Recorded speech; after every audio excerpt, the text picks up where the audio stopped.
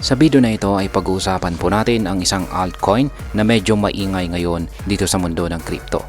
At ito po ay walang iba kundi si Render o Render.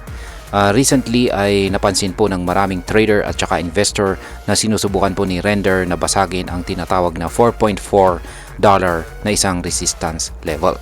Pero ang tanong, magagawa ba ng mga bulls na itulak itong si Render pataas hanggang $7?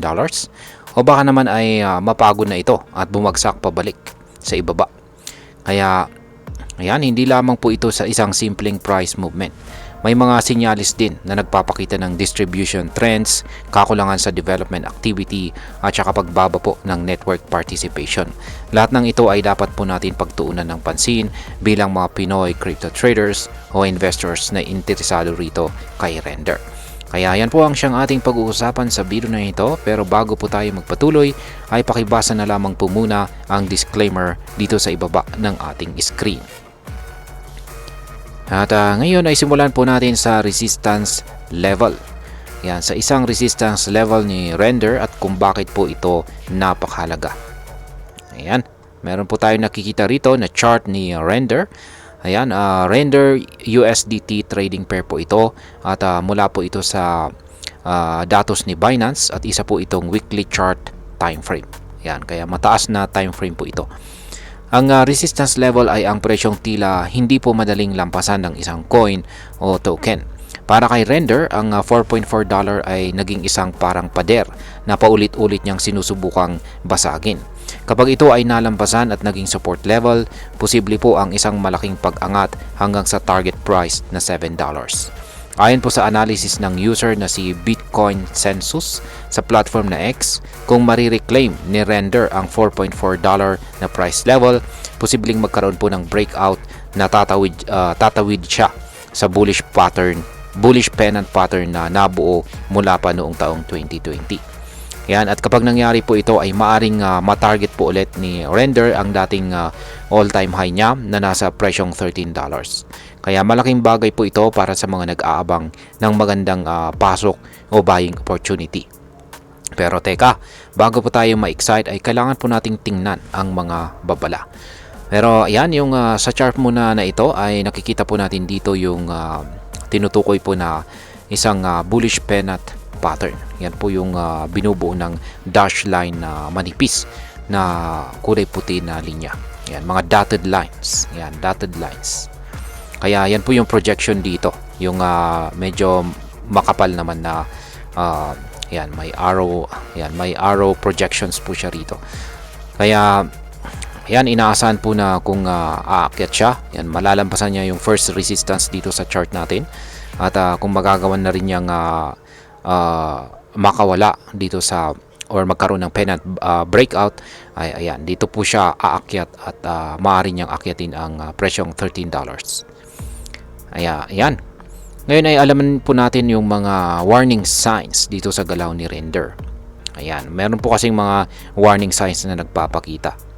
Isa po sa mga pinaka-importanting bagay na dapat nating bantayan ay ang development activity ng isang project. Ayon po sa data mula sa Sentiment, halos wala raw aktibidad ang development team ni Render.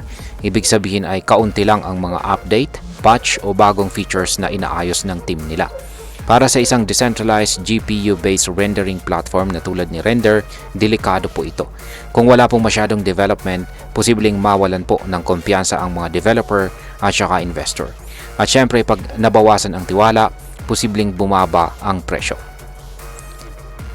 Ngayon is pag-usapan naman po natin ang ibig sabihin ng pagbagsak ng meme coin age nitong si Render. Ayan, ang meme coin age ay isa po itong metric na nagpapakita kung gaano po katagal hawak ng mga investor ang kanilang coins. Kapag bumababa ito, ibig sabihin ay maraming lumang coins ang ginagalaw o ibinebenta. Sa kaso po ni Render ay mabilis po ang pagbagsak ng kanyang meme coin age nitong mga nakaraang buwan. Huling beses na umabot ito sa ganitong level ay noong August 2024 pa. Ibig sabihin ay marami pong matagal ng holders ang tila nagbebenta na. Ito ay isang sinyalis ng tinatawag na selling pressure. So kahit tumataas po ang presyo ni Render nitong nakaraan, hindi ito sinasabayan ng lakas ng loob ng mga holders.